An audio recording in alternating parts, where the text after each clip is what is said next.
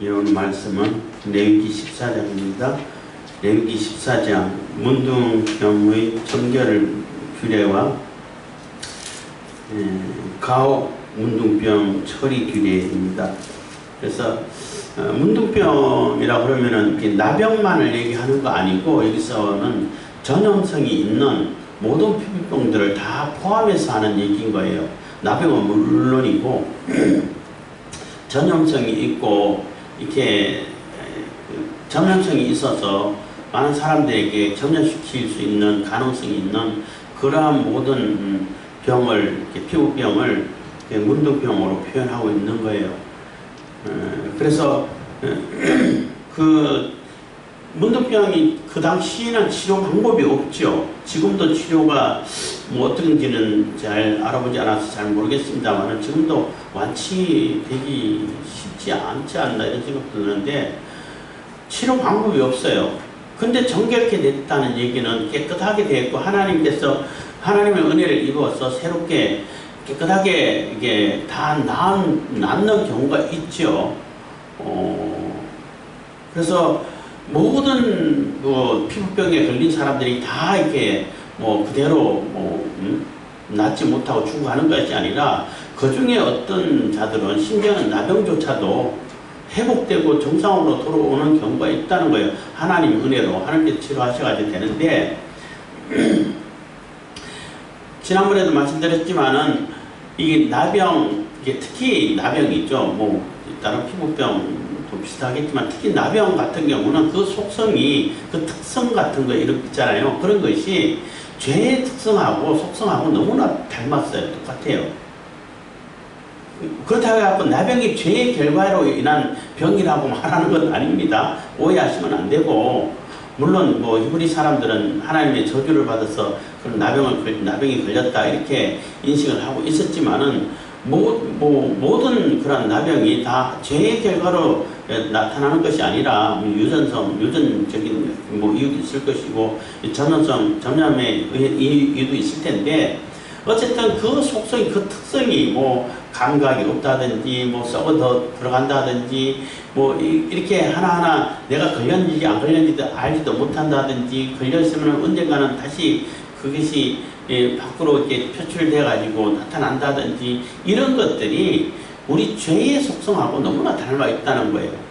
그래서 나병에서 또 다른 피부병도 마찬가지입니다. 피부병에서 이제 깨끗함을 다 나와서 어떻게 하든 하나님의 은혜로 다 나왔어요. 다 나왔으면은 나 다 나왔어 하고 바로 이게 진으로 돌아올 수 있는 게 아니라, 거기에는 절차가 있다는 거예요.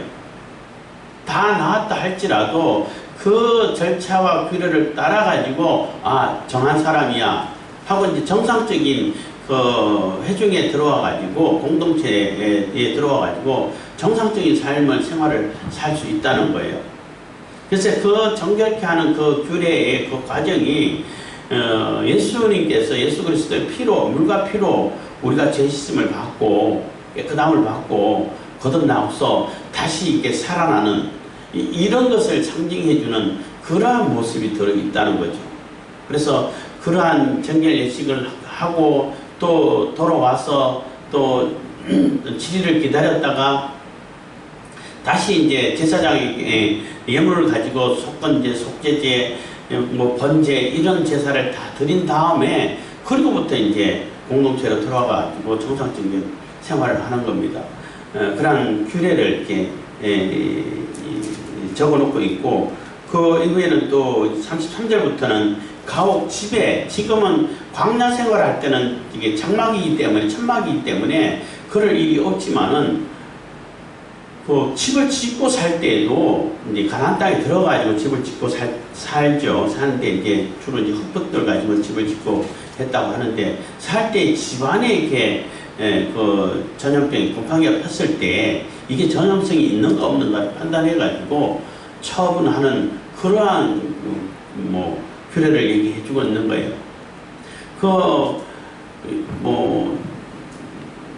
히브리 사람들이, 저도 이제 강의를 듣다 몇몇 사람들이 이제 예를 들고 할 때 배웠습니다만은, 히브리 사람들이 피부를 4가지로 생각한다고 그래요.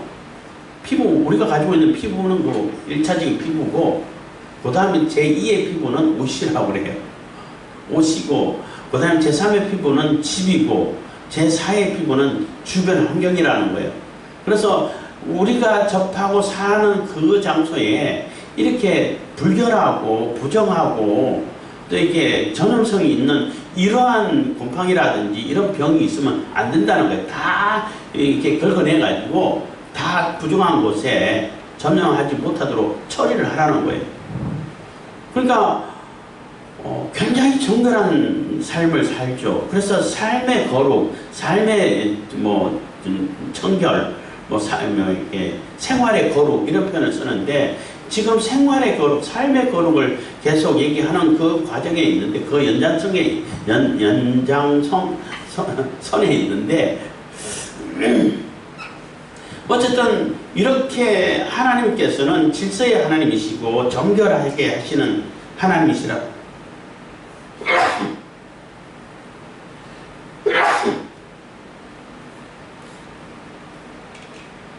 하나님께는 정결함이 있어야 된다는 거예요. 그래서 생활 자체가 거룩해야 되고 생활 자체가 깨끗하고 정결해야 돼요.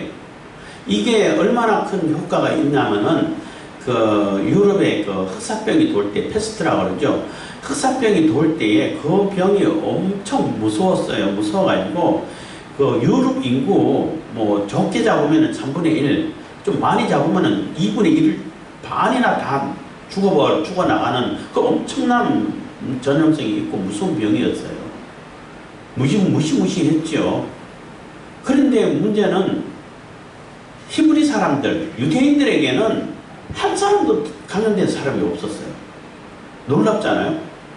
그게 이게 정결의 습관으로 인해 가지고 그들은 대속제일이라든지 이럴 때는 다 집안 청소 먼지 하나까지 다 털어내는 이러한 그 생활 규범이 있고 그러한 관례가 있기 때문에 율법하고 관계가 되어 있기 때문에 그런 일을 다 해. 그러다 보니까 유럽 사람들이 유대인들은 하나도 안 걸리니까 유대인들이 이 병을 퍼뜨렸다 해가지고 유대인들을 또 학살하고 이런 참 비참한 일이 역사가 있어졌는데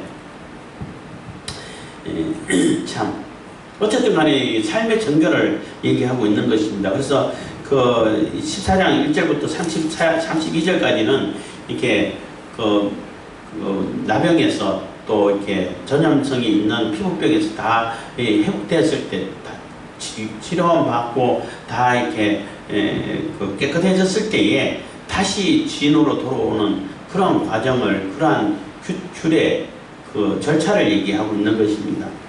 14장 1절입니다. 여호와께서 모세에게 일러가사대 문둥 환자의 정결케 되는 날의 규례는 이러하니 곧 그 사람을 제사장에게로 데려갈 것이요 제사장은 진에서 나가서 진찰할지니 그 환자에게 있던 문둥병 환처가 나았으면 제사장은 그를 위하여 명하여 정한 산새 2마리를 백항목과 홍색실과 구슬초를 가져오게 하고 그래서 이게 진 밖에서 이렇게 따로 살아야 되잖아요. 격리 생활을 해야 되는데 격리 생활을 하다가 나 다 나왔어. 다 나오면은 누구 이제 심부름을 시키겠죠. 나 이게 다 났는데 제사장에게 보여야 된다. 라고 연락을 해야 되겠죠. 자기가 직접 갈 수는 없어요. 직접 가나요? 가지는 않을 거예요. 그러니까 어쨌든 제사장이 환자가 진 안으로 들어와 가지고 진찰 받는 것이 아니라 제사장이 진 밖으로 가서 진찰을 해야 돼. 왜냐하면 이렇게 다 났다 하더라도 진짜 다 났는지 모르잖아.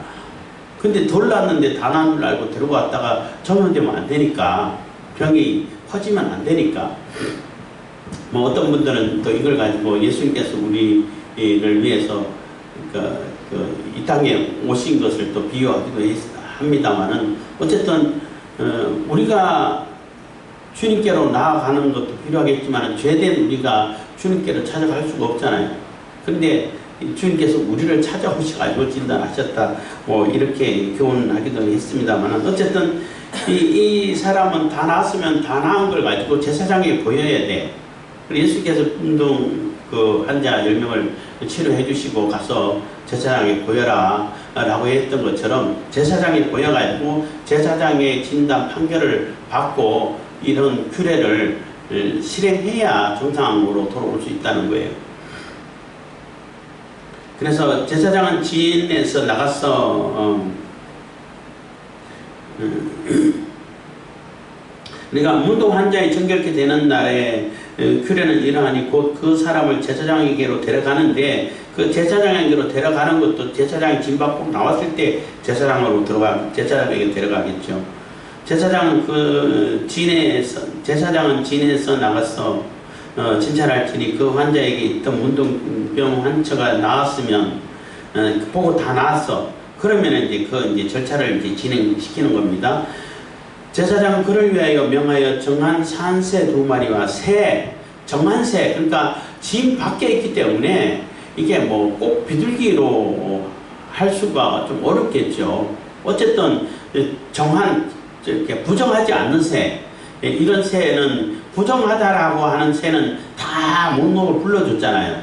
주로 이제 육식을 하는 새, 육식만 하는 새, 또 이렇게 시체를 뜯어 먹는다든지 이런 새들, 그런 새들은 다 부정하다고 그러고 새 종류는 다 잡식이에요. 대부분 그런 육식하는 새 빼고는 나머지는 다 잡식이. 왜냐하면 애벌레도 잡아먹고 벌레도 잡아먹고 고기도 주워먹고 하기 때문에 식물성 새는 없어요.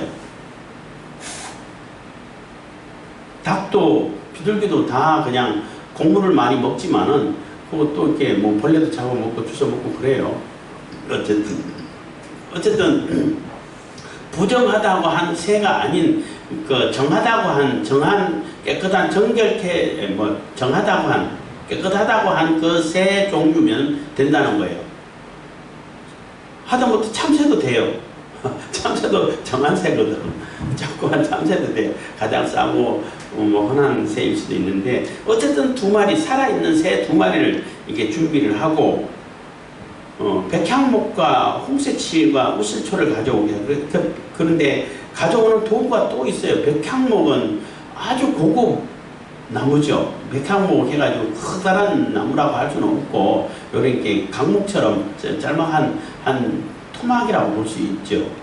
어떤 백향목은 이렇게 잘 안 썩는다 그래요. 잘 안 썩고 향기 나고 그래서 이게 오래 이렇게 보존이 되고 건축 재료 중에서는 최고급 건축 재료의 나무 재료 중에서는 어쨌든 그래서 이 문둥병하고 이렇게 비교가 되는 반대적인 성격을 가진 그러한 의미를 이렇게 설명하더라고요. 그렇게 설명할 수 있어요. 그래서 깨끗하고 새롭게 되었기 때문에 잘 썩지 않고 새로운 피부를 얻고 새로운 삶을 산다는 그러한 의미로 백향목, 또 홍색실은 빨간 실인데 예수 그리스도의 피를 상징한다고 볼 수 있어요. 그리고 우슬초는 이게 허브 종류의 한 식물인데 이게 피라든지 이게 액체를 잘 흡수를 한다 그래요. 흡수를 해가지고 이게 뿌리면은 충분히 잘 뿌려지는 그러한 식물이라고 그래요. 어쨌든 그것을 다 가져오게 해가지고 그러니까 준비물이 산새 2마리, 백향목, 홍색실과 우슬초를 준비하는 겁니다. 그렇게 가져오게 하고 제사장은 또 명하여 5절 명하여 그 새 하나는 흐르는 물 위 질그릇 안에서 잡게 하고, 그래서 흐르는 물 위란 얘기는 흐르는 물을 질그릇에 뜨란 얘기예요. 가득 떠 풀어놓고 한 반이나 3분의 1 정도 뜨겠죠. 그러니까 고여있는 물 말고 흐르는 물을 이게 질그릇을 뜨라는 거예요. 떠가지고 그 흐르는 물이 담겨있는 그 질그릇 위에 새를 잡아가지고 새 피를 썩는 거예요. 흐르는 물이라는 얘기는 깨끗한 물이고 또 이렇게 생명력이 있는 물이죠. 고여있는 물보다. 물론 크게 고여있으면 거기도 생명력이 있다 하겠지만은 흘러야 항상 새로운 물이 되고 새로운 삶, 새 생명, 새로운 생명, 이것을 상징한다고 볼 수 있는 겁니다. 어쨌든 그 흐르는 물 위 실그릇 안에서 잡게 하고 6절 다른 새는 산대로 취하여 백향목과 홍색 실과 우슬초와 함께 가져다가 흐르는 물 위에서 잡은 새의 피를 찍어 문둥병에게서 정결함을 받을 자에게 7번 뿌려 정하다 하고 그 산새는 들에 놓을지며. 그래서 여기서는 간단하게 나오는데 그 새를 한 마리는 잡아서 죽었어. 이미 희생이 되고 피를 다 흘렸어. 피를 다 쏟아가지고 흐르는 물과 이제 새의 피가 섞이잖아요. 그 섞여 있는 그 피를 그 놓아주는 새에게도 뭐 뿌리거나 담가요. 피를 적셔.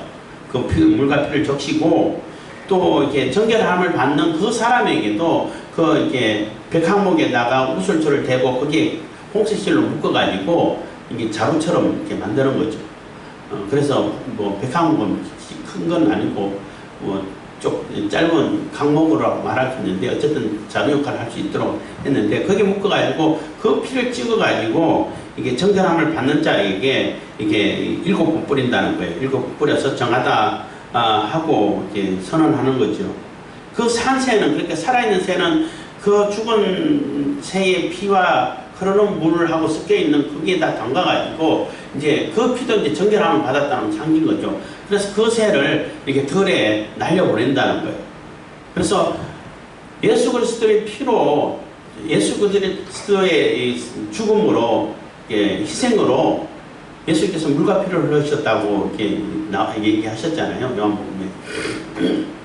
그 물과 피로 우리가 정결함을 받아가지고 깨끗함을 받아서 산새가 한 마리 날아가는 것처럼 새 생명을 얻어서 우리가 거듭나고 새 생명을 얻어서 새로운 삶을 살 수 있게 됐다는 그러한 교훈을 우리가 받을 수 있는 거죠. 그러한 상징을 우리가 찾아볼 수 있는 겁니다. 8절 정결함을 받는 자는 그 옷을 빨고 그래서 자기가 이제 정결함을 이렇게 예식을 행하고 난 다음에 입고 있는 옷들을 다 빨아야 돼. 그러니까 우리가 행실을 다 깨끗하게 해야 된다는 거예요. 내가 거듭나가지고 제사함을 다 받았어. 그렇기 때문에 이제 무슨 죄를 져도 상관은 괜찮아. 이거는 말이 앞뒤가 안 맞는 얘기인 거예요. 내가 깨끗하고 정결함을 받았으면은 지금까지 입고 있던 그 옷을 깨끗이 빨아가지고 새롭게 새로운 삶을 살아가고 새로운 생활을 깨끗한 삶을 살아가라고 하는 것이지 죄와 멀어져야지 죄를 더 적극적으로 행하면은 그거는 하나님을 모욕하는 거예요. 그래서 구원파가 자꾸 얘기하는데 구원파는 구원하고 상관없는 그러한 자들일 수밖에 없는 겁니다. 어쨌든 정결함을 받는 자는 그 옷을 빨고 모든 털을 밀고 물로 몸을 씻을 것이라. 그리하면 정하리니 그 후에 진에 들어올 것이나 자기 장막 밖에 7일을 거할 것이요. 그래서 옷도 빨고 몸에 있는 털이란 털은 다 밀어야 돼. 그러니까 완전히 과거를 청산하는 거예요. 내 과거의 사람은 다 죽었습니다 하는 그러한 의미가 되는 거예요. 지금까지 삶은 다 이제 끝난 삶이고 다 없어진 거고 새로운 삶을 거듭난 삶을 살고 있습니다 라는 얘기가 되는 거예요. 그래서 깨끗하고 정결한 삶을 더 깨끗하고 정결한 삶을 이어가야 되는 것이지 그 죄에 물들어 있던 그 죄를 다시 뒤집어 쓸 수는 없다는 거죠. 그래서는 안 된다는 겁니다. 어쨌든 그러한 상징과 의미를 찾아볼 수 있는 거예요. 그래서 그러한 예를 통해 가지고 예식을 통해 가지고 이제 깨끗함을 받고 또 옷도 다 빨고 털도 다 밀고 물론 목욕도 다 하죠. 그러고 들어와 가지고 정결 예식이죠. 들어와 가지고 진에 들어왔지만은 자기 장막에 바로 들어가면 안 돼. 7일을 기다려야 돼. 혹시나 또 이렇게 재발할 수 있는 그런 가능성이 있는 것을 이렇게 살펴본다는 거죠. 7일을 거할 것이요. 9절입니다. 7일 만에 그 모든 털을 밀되 머리털과 수염과 눈썹을 다 밀고 그 옷을 빨고 몸을 물에 씻을 것이라. 그리하면 정하리라. 그래서 7일을 기다렸다가 7일 동안에 입었던 그 옷 또 조금 자란 그런 털 있잖아요. 그거 한 번 더 밀어야 돼요. 그러니까 아주 철저한 게 과거의 단절을 얘기하는 거예요. 죄된 과거와의 생활, 죄된 나의 과거의 육신, 죄된 나의 모든 삶, 옷 다 이게 세탁하고 다 빨고 다시 한번 그 틀도 다 밀고 이렇게 정상적인 삶을 살 수 있다는, 그런 다음에 장막에 들어갈 수 있다는 거예요. 우리가 예수님으로부터 이제 죄사함을 받고 거듭나고 칭의를 받고 이렇게 성령께서 내주하시고 이렇게 됐다 할지라도 우리가 사는 동안, 성화되는 동안에도 처음에는 자꾸 이렇게 실수하고 넘어지고 하는 경우가 있어요. 털이 조금 자라는 것처럼, 일주일간 자라는 것처럼. 다시 그것을 회개함으로 깨끗이 제거를 해야 된다는 거예요. 그래야 다시 온전한 성화로, 영화로 돌아갈 수 있다는 거죠.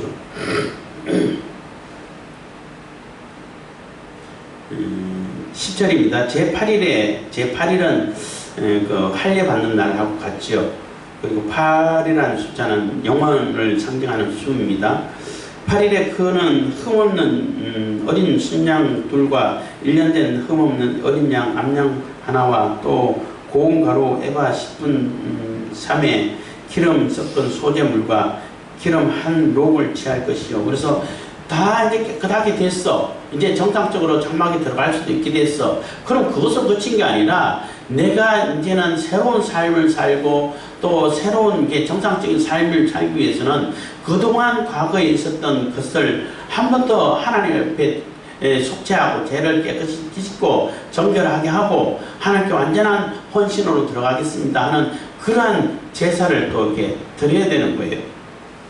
그래서 제8일에는 흠없는 어린 순양 둘과 1년 된 흠없는 어린 암양 하나와 또 고운 가루 에바 10분의 3에 기름 섞은 소재물과 기름 한 녹을 취할 것이요. 그래서 에바 10분의 1은 한 2리터, 1.8리터 정도 된다고 그래요. 그래서 10분의 3이면은 한 6리터 좀 못 되는, 계산하기가 좀 빠르신 분들은 계산 되겠지만 저는 안 빨라서 그 정도 되는 게 아니고 2리터라고 치더라도 6리터 정도 가져가는 건데 그만큼 가져가도 다 쓰지는 못해요. 제사할 때 나머지는 다 제사장의 소유로 들어가는 겁니다. 그리고 기름 한 록인데 한 록은 한 300리터 정도, 밀리리터 정도 된다는 거예요. 0.3리터. 그러니까 우리가 물병, 물 요즘 생수를 많이 사 먹잖아요. 그 작은 병 한 500리터 있는데 500리터 말고 그보다 조금 더 작은 병이 있어요. 휴대하고 이제 잠깐 먹고 다니는 거 있는데 그게 한 300리터 되는 것 같더라고. 그 정도 양의 기름을 준비하라는 거예요. 그래서 정결케 하는 제사장은 정결함을 받을 자와 그 물건들을 회막문 여호와 앞에 두고 어린 순양 하나를 취하여 기름 한 녹과 아울러 속건제로 드리되 여호와 앞에 흔들어 요제를 삼고, 그래서 드리지만은 하나님께 태울 건 태우고 또 요제를 삼아가지고 제사장이 먹어야 할 것도 있고 기름 한 녹도 이렇게 요제로 이렇게 앞으로 이렇게 들고 하나님 것입니다, 하나님 것을 받았습니다 하고 이렇게 그 요제를 삼는다는 거죠. 그래서 속건제는 다 이렇게 밖에, 제가 막 헷갈리기도 한데 속죄제도 그랬는 것 같은데 어쨌든 다 집 밖에서 불태우는 것인데 그 제사장이 같이 먹어야 되는 것, 속죄제가 그랬구나. 먹어야 되는 속죄제가 있잖아요. 그런 거는 이렇게 성소 안에까지 이렇게 들어가가지고 분향단 앞에서 뿌리지 않는 그러한 속죄제는 제사장이 또 이렇게 한 일부분을 먹어야 되고 속건제도 그러고 하는 것인데, 그거는 앞에 했던 걸 다시 찾아봐야 되는데 좀 시간이 지났다 해갖고 가물가물하게 된 것 같습니다. 어쨌든 그래서 속건제물도 거룩한 것이기 때문에 하나님께 이렇게 태워드려야 할 것은 번제물과 함께 같이 태워드리지만은 제사장 소유로 삼은 것은 제사장이 취하는 것인데 요제로 삼아가지고 하나님께 드려지고, 그리고 속건제는 이게 속죄제하고 다르게 이웃에게 이제 피해를 입어갖고 배상의 그 의미가 있잖아요. 배상해야 될 때, 배상한 일을 저질렀을 때 속건제를 드린단 말이에요. 또 성물이라든지 하나님 앞에 성물을 잘못 취급해가지고 또 배상을 해야 될 때 있으면은 그것도 이렇게 속건제를 드리는데, 이 정결케 된 사람이 왜 속건제를 드리냐 하면은 그 그 진 밖에서 사는 동안에 뭐 어떤 일을 했든지 또 그런 병을 가지고 또 많은 사람들에게 또 옆에 있는 사람들에게 전염시켰을 수도 있고 어쨌든 피해를 끼쳤단 말이에요. 내가 죄를 가지고 죄된 생활을 살게 되면은 나는 했는지 안 했는지 잘 몰라도 부지 중에라도 내가 죄 가운데 있으면 그 죄의 속성으로 인해 가지고 많은 사람들에게 죄를 퍼뜨리고 피해를 줄 수밖에 없게 돼 있어요. 그래서 죄된 그러한 단체라든지 조직에 속해 있으면은 자기들은 정상적으로 사는 것처럼 보이지만은 다른 사람들이 볼 때는 그런 사람들로 인해 가지고 많은 피해를 받는다고. 요즘 뭐 조폭들도 많고 뭐 마약도 이렇게 많이 돌아다니고 하는데 얼마나 많은 사람들이 피해를 받아요. 그렇기 때문에 속건제는 반드시 드려야 된다는 거예요. 그래서 드리고 삼고 13절입니다.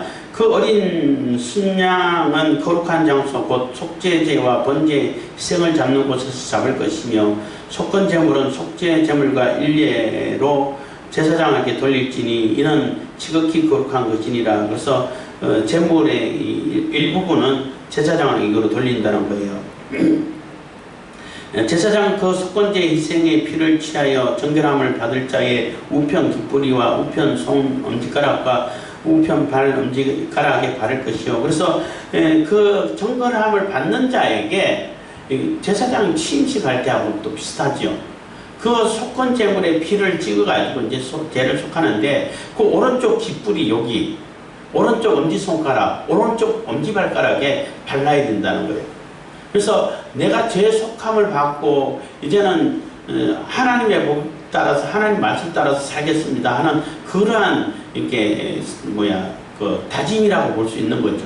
오른쪽 깃뿌리에 바른다는 것은 이제는 내가 듣는 것은 이게 귀는 듣는 작용을 하는 거잖아요. 하나님 말씀 외에 하나님 말씀만 들으라는 거죠.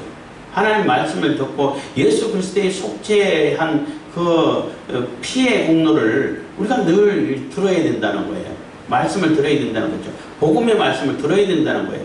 다른 악한 말, 남을 험담하는 말, 욕하는 말 이런 말 듣지 말고 하나님께서 네 죄를 속해 주셨어 하는 이 복음의 말씀을 들어야 된다는 거예요. 또 우리가 엄지손가락에 발랐다는 얘기는 엄지손가락은 오른손이잖아. 오른손은 항상 의로운, 의를 상징하기도 하고, 내 행실, 손은 다 행실을 상징하는 거예요. 사람이 모든 일을 손으로 하잖아요.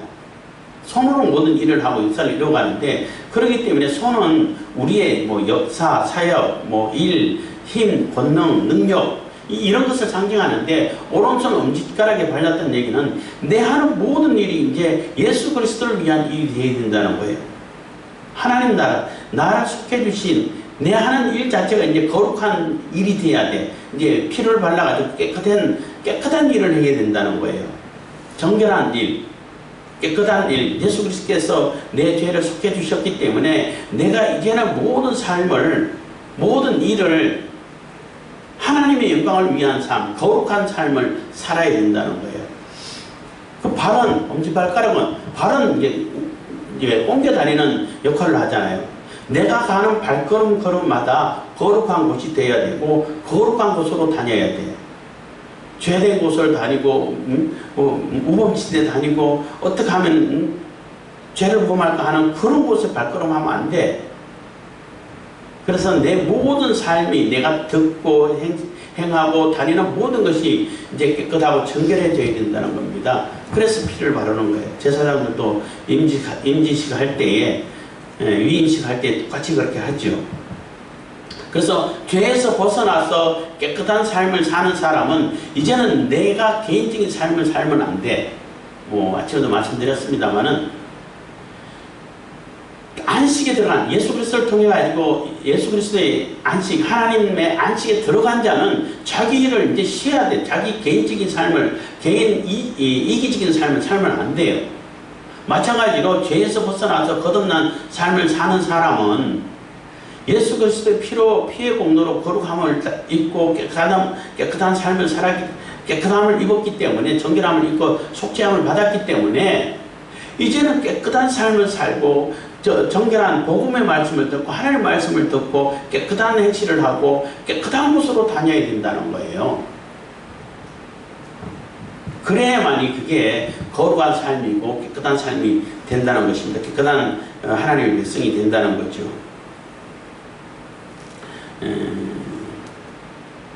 그래서 우편 엄지가락과 우편발 엄지가락에 바를 것이요. 15절 제사장은 또 그 한 로기에 기름을 취하여 자기 좌편 손바닥에 따르고, 그래서 제사장은 그 이렇게 300리터 정도 되는 기름을 가지고 왼손에 조금 다 따르면 넘쳐버리니까 조금 따라가지고 그것을 찍어가지고 따르고 16절 우리 우편 손가락으로 좌편 손에 기름을 찍어 그 손가락으로 그것을 여호와 앞에 7번 뿌릴 것이고, 그래서 손가락 하나를 이제 찍어가지고 7번 이렇게 뿌려야 된다는 거예요. 그것도 완전하게 하나님 앞에 거룩함을 입는 그러한 뭐 상징으로 볼 수 있는 겁니다. 그러한 상징을 얘기하는 거죠.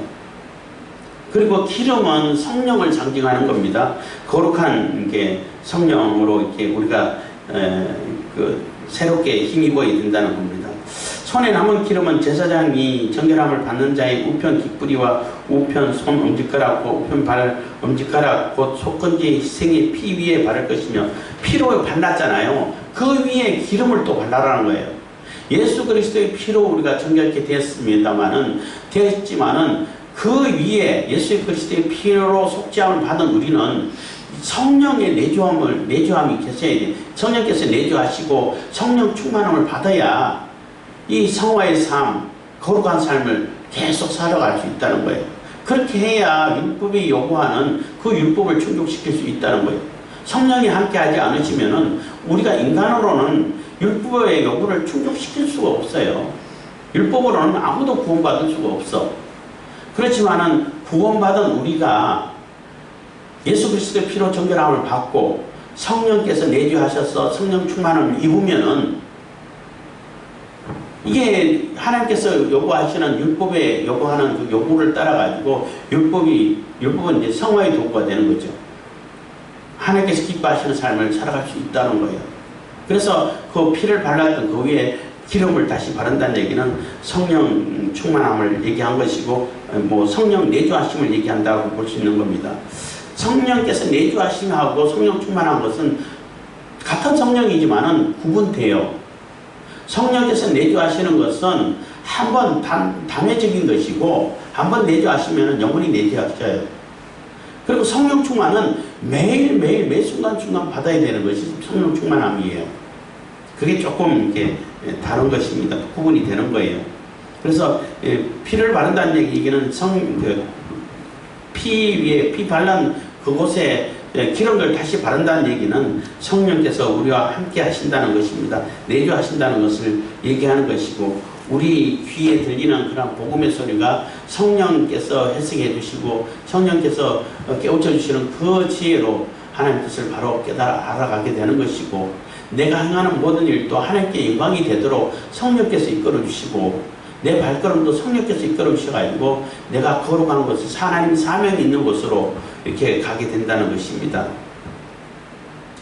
18절입니다.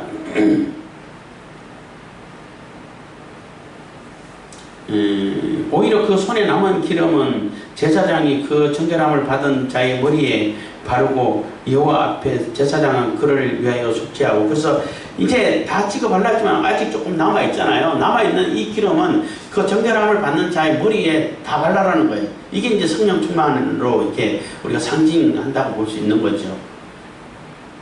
깃뿌리라든지 엄지손가락, 머리발가락에 발랐지만은 성령께서 내주하시지만은 그것만 가지고는 우리가 조금 이렇게 우리가 충분하지 않고, 나머지 내 머리, 내 온몸, 머리에 바른다는 얘기는 온몸을 얘기하는 거예요. 온몸이 다 성령으로 충만해야 우리가 완전한 정결함을 입을 수 있게 된다는 거예요.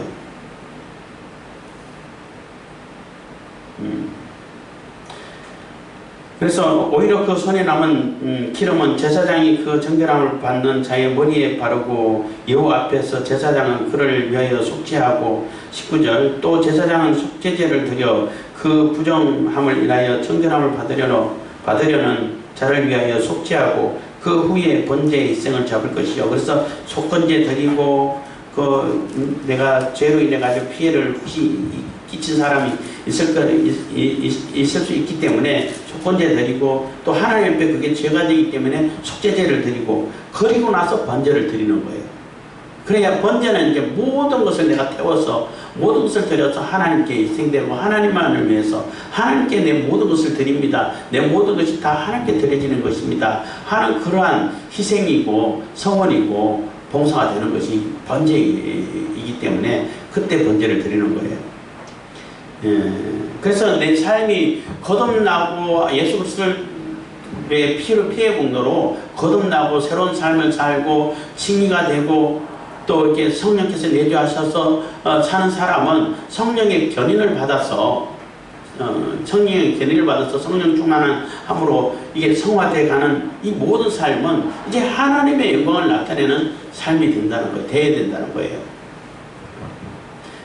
그래서 20절 제사장은 그 번제와 소제를 단에 드려 그를 위하여 속죄할 것이라 그리하면 그가 정결하리라. 21절입니다. 그가 가난하여 이에 힘이 미치지 못하면 그는 흔들어 자기를 속할 속건제를 위하여 어린 순양 하나와 소제를 위하여 고운 가루 에바 10분의 1에 기름 섞은 것과 기름 한 녹을 취하고 그래서 가난해가지고 이게 다 못하면은 속건제는 그대로 이게 순양 한 마리를 준비를 해야 돼. 속건제는 배상의 의미가 있기 때문에 이게 뭐 나 가난하기 때문에 빌기로 하겠습니다. 이게 안 된다는 거예요. 피해 입은 것만큼 이렇게 내가 이렇게 배상을 해야 되기 때문에. 그래서 어린 순양 하나를 하고 나머지는 비둘기 2마리 이렇게 한다는 것입니다.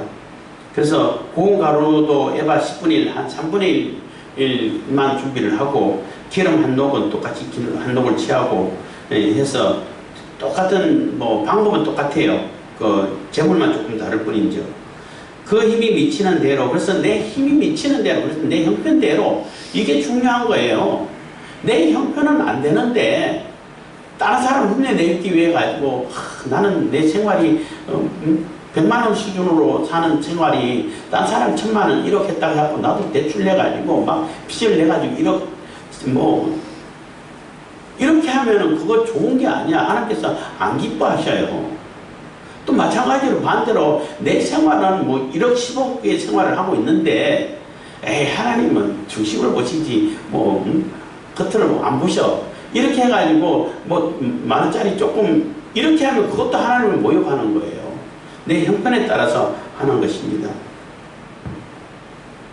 그래서 그 힘이 미치는 대로 산비둘기 2이나 집비둘기 새끼 2를 취하되 하나는 속죄제물로 하나는 번제물로 삼아 제8일에 그 결례를 위하여 그것들을 해망은 여호와 앞에 제사장에게로 가져갈 것이요 제사장은 속건제 어린 양과 기름 한 녹을 취하여 여호와 앞에 흔들어 요제를 삼고 속건제의 어린 양을 잡아서 제사장은 그 속건제의 희생의 피를 취하여 정결함을 받을 자의 우편 깃뿌리와 우편 손 엄지가락과 우편 발 엄지가락에 바를 것이요 제사장은 그 기름을 자기 좌편 손바닥에 따르고 우편 손가락으로 좌편의 손에 기름을 조금 찍어 여호와 앞에 7번 뿌릴 것이요 그 손의 기름은 제사장이 정결함을 받을 자의 우편 깃뿌리와 우편 손 엄지가락과 우편 발 엄지가락 곧 속건제 희생의 피를 바른 곳에 바를 것이며 또 그 손에 남은 기름은 제사장이 그 정결함을 받는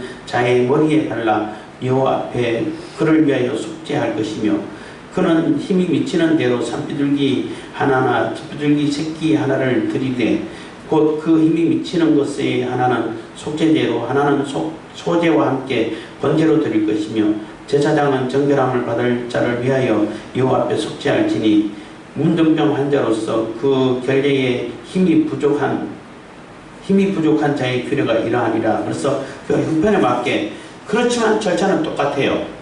절대 차별하지 않습니다. 그래서 부자가 드린 것이나 가난한 자가 드리는 것이나 하나님께서 정하신 대로 최선을 다해서 내가 드리면 똑같이 하나님께서는 인정해 주시고 봐주신다는 것입니다. 33절부터는 이제 가혹 문둥병 처리에 대한 규례입니다. 여호와께서 모세와 아론에게 일러 가라사대 내가 내게 기업으로 주는 가나안 땅에 너희가 이런 때에 내가 너희 기업의 땅에서 어느 집에 문둥병 색점을 바라게 하거든. 그래서 집을 짓고 사는데 하나님께서 문둥병 색점을 바라게 했다는 얘기는 하나님께서 깨끗한 곳에 일부러 그냥 막 곰팡이 막 집어넣고 그랬다는 얘기가 아니에요. 뭐 그렇게 비슷하게 설명하는 분도 있었던 것 같은데 그런 게 아니라 곰팡이가 발생하는 것을 이렇게 허락을 했다는 거예요. 버려뒀다는 거예요. 하나님께서 참새 한 마리도 참새 두 마리도 하나님께서 허락하지 않으시면은 떨어지지 않고 팔리지 않는다고 그랬잖아요. 그것처럼 곰팡이 생기는 것을 하나님께서 그냥 내버려 두셨어. 뭐 이게 자연 현상으로 내가지고 그렇게 내버려 둬가지고 곰팡이가 생겼으면 하는 얘기가 되는 거예요. 없는데 뭐 깨끗한데 일부러 곰팡이를 막 균을 주심해가지고 하나님께서 생기게 했다는 것이 아니야. 바로를 강팍게 했다는 얘기는 원래 강팍한 바로를 그냥 버려뒀다는 얘기인 것이지 아주 착하고 말 잘 듣는 그 바로를 막 악한 생각을 집어넣어가지고 악하게 만들었다는 그런 얘기가 아니에요. 그렇게 설명하면 안 됩니다. 그래서 생겼으면은 이제 그 처리를 그렇게 하라는 거예요. 그 집 주인은 제사장에게 와서 고하기를 무슨 색점이 집에 생겼다 할 것이요. 제사장은 그 색점을 보러 가기 전에 그 가장 진물, 그 집에 있는 물건들을 얘기하는 거예요. 진물에 부정을 명쾌하기 위하여 명하여 그 집을 비게 한 후에 들어가서 그 집을 볼지니 그래서 집에 있는 가구들을 내온 물건들을 다 끄집어내라는 거예요. 내고 빈 그곳에 자세히 살핀다는 거죠.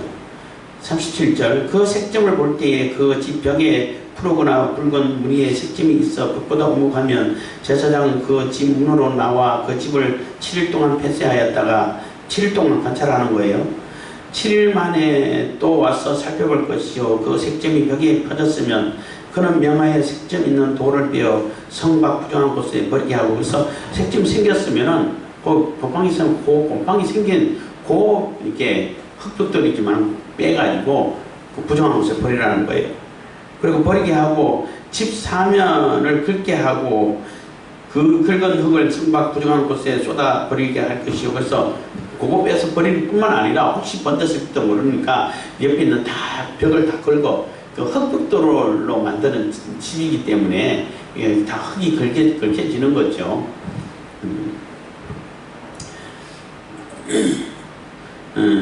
42절 그들은 다른 돌로 그 돌을 대신하며 다른 흙으로 집에 바를 것이라. 그래서 우리나라 옛날에도 초가집 짓고 할 때는 다 흙으로 지었잖아요. 흙 이어가지고 짓고 거기에다 회를 칠해가지고 이렇게 만들잖아요. 그걸 다 긁어내가 했으면은 뺀 자리는 다른 돌로 집어넣고 흙을 또 바를 때 다른 깨끗한 흙으로 발라라는 거예요.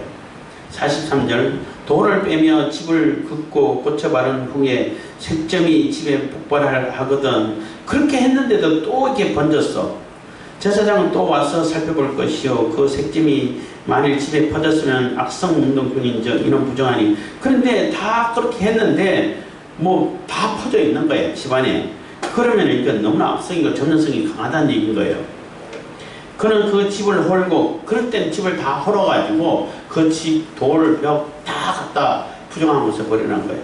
부정한 곳은 이제 흰놈의 아들 골짜기 해가지고 그 예루살렘 그 오른쪽으로 해가지고는 굉장히 깊은 골짜기가 있어요. 그 가나안 땅에 거기 이제 늘 버리는 곳이 있죠. 하여튼 어쨌든 버리는 곳에 버리라는 겁니다.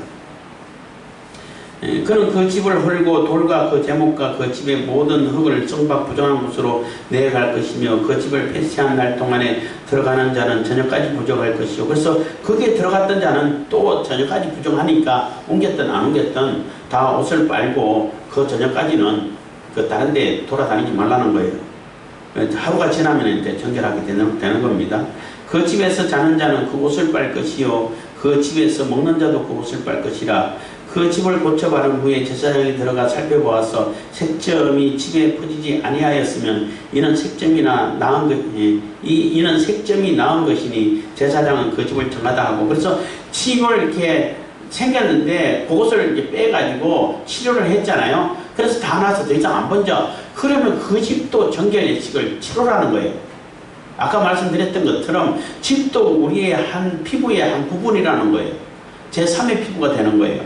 그래서 정결한 모습을 정결 예식을 그대로 실행해야 된다는 겁니다. 그는 그 집을 정결케 하기 위하여 새 2마리와 백향목과 홍색 실과 우슬초를 취하고 그 새 하나를 흐르는 물 위에 질그릇 안에서 잡고 그 백향목과 우슬초와 홍색 실과 산새를 가져다가 잡은 새의 피와 흐르는 물을 찍어 그 집에 7번 뿌릴 것이요 그 새의 피와 흐르는 물과 산새와 백향목과 우슬초와 홍색 실로 집을 정결케 하고 그 산새는 성박 들에 놓아 그 집을 속하여 그 집을 위하여 속할 것이라 그리하면 정결하리라. 그래서 집도 똑같이 그런 규례를 절차를 예식을 하라는 거예요. 이는 각종 문둥병 한치에 대한 규례이니 곧 온갖 의복과 가옥의 문둥병과 붓는 것과 피부병과 색짐에 언제는 부정하고 언제는 정함을 가르치는 것이니 문둥병의 규례가 이러하니라 해서 14장 생활에 관한 그 문둥병에 관한 규례를 마치고 있는데 어쨌든 우리가 사는 환경도 깨끗해야 돼. 그거는 우리가 보건위생학적으로는 아주 타당한 얘기죠. 그래서 하나님 말씀을 따르고 하나님 질서에 따르는 자들은 주변을 깨끗하게 만들어. 근데 이게 귀신 들렸다든지 또 이게 뭐 혼란한 곳에 있고 하나님 말씀 떠나 있는 사람들은 그 주변이 너무나 이게 더럽고 어지럽게 하는 그런 경향들이 있죠. 물론 뭐 하나님 말씀 없이 그냥 그 일반적인 사람도 이렇게 깨끗한 사람도 많이 있습니다만은 그게 하나님께서 원하시는 거예요. 깨끗한 삶, 깨끗한 환경, 깨끗한 뭐 이렇게 피부 이것이 다 그러니까 내 몸도 피부지만은 내 옷도 피부고 내 집도 피부고 내 주변 환경도 피부인 거예요. 우리 피부의 일부라는 거예요. 다 영향을 받으니까. 그러니까 우리가 깨끗한 삶을 살아야 되는 것은 실질적으로 눈에 보이는 깨끗함도 포함되어 있다는 거예요. 우리가 영적으로도 정결한 삶을 살아야겠지만은 우리가 실질적인 삶에서도 깨끗한 삶을 살아야 되는 거예요. 그래서 아까도 말씀드렸지만 히브리 사람들은 이 율법이 이러니까 1년에 한 차례 이상은 반드시 먼지 하나 안 남기지 않고 깨끗하게 대속죄를 맞이하기 위해서는 청소를 해요. 누르기나 다 치우고 그렇게 하기 때문에 그 사람들은 굉장히 건강한 삶을 사는 것을 이렇게 눈으로 볼 수 있었던 것처럼 우리가 이렇게 일상생활에서도 이렇게 정결하고 거룩한 삶, 깨끗한 삶을 살게 되면은 건강한 삶을 살 수 있어요. 그래서 훨씬 더 범죄에 덜 노출되게 되는 것이고 요즘 이렇게 납치 굉장히 사회 문제가 되는데 우복지대 가면 안 돼. 위험한 곳에 안 가는 게 제일 좋아요. 기도하겠습니다. 사랑해 주셔서 감사합니다. 이 시간에도 은혜와 보배 주시는 감사드립니다. 주님께